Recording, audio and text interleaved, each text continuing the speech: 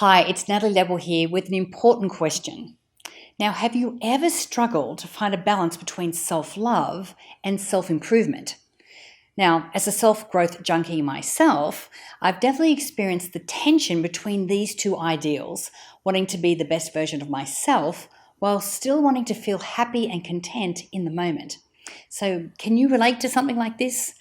Well, if you do, then make sure that you keep watching to discover how to create synergy between these two things to live a happier, more fulfilled life. Now, in the quest for self-discovery and growth, it's easy to focus the majority of our time and energy on what we want to change or improve within ourselves.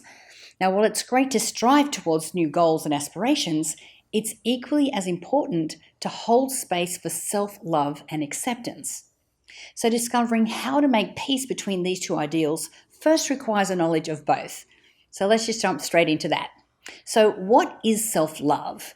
Well, self-love is defined as an appreciation of one's own worth or virtue, proper regard for and attention to one's own happiness or well-being. All right, so that's self-love. Well, what's self-improvement?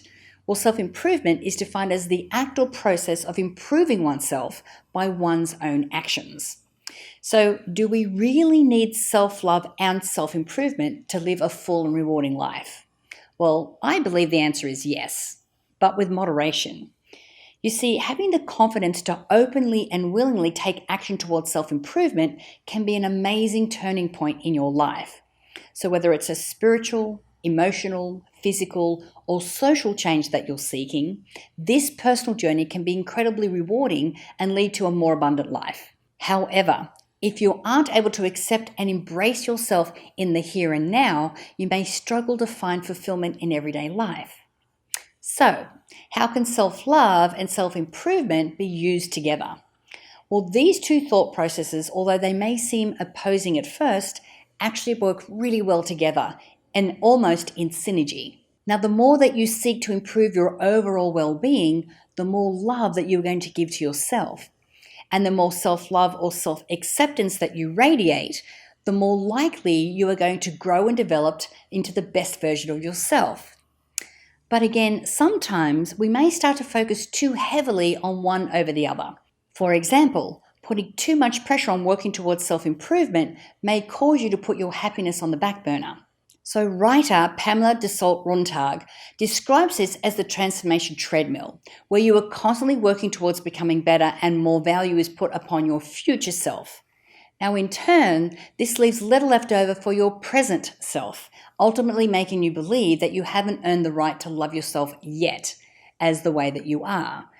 And conversely, getting too comfortable with the way things are can sometimes lead to stagnation and even feeling lazy when you know that deep down you truly want to do better and improve your overall well-being. So how do we find a balance? How do we enjoy life and feel happy and content with where we are right now while still continuing to strive for growth and change? And how do we put our best foot forward in both lanes? Well, the ability to become the best version of you takes mastering the balance of both self-love and self-improvement.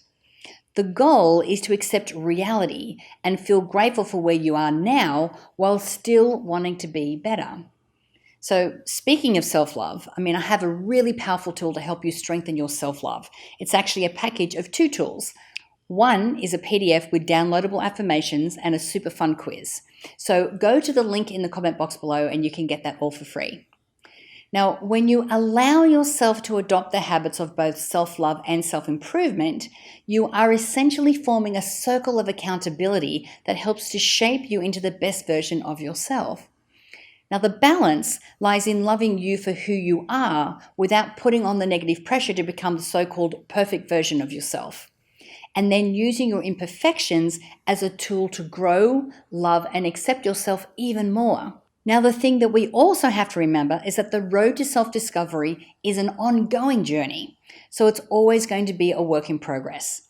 And in the parameters of what we teach at My Movies, you can take a deeper look at the tools and resources that you already know how to use. Practices like, meditation, reciting affirmations, writing in your gratitude journal, grounding in nature, doing breath work. All of these things are incredible ways to welcome a healthy balance and clarity into your life.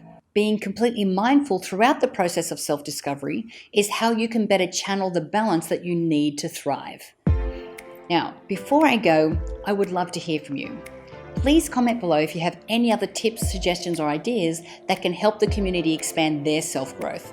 And don't forget to subscribe to the Mind Movers YouTube channel for more videos on personal growth and the law of attraction.